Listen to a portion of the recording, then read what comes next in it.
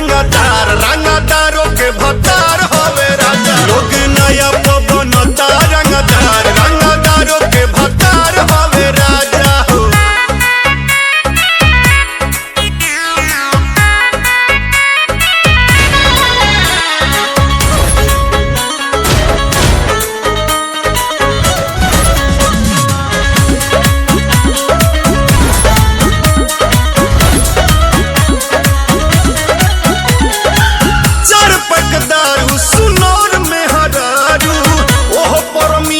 छोड़ी अंडा नस नस सैया के हो जा लटाई ओ देला गरमी के ठंडा।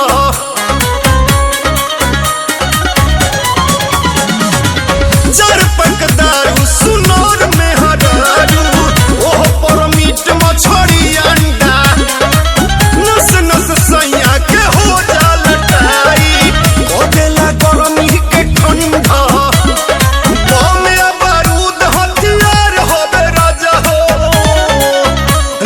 नया पवन तरंग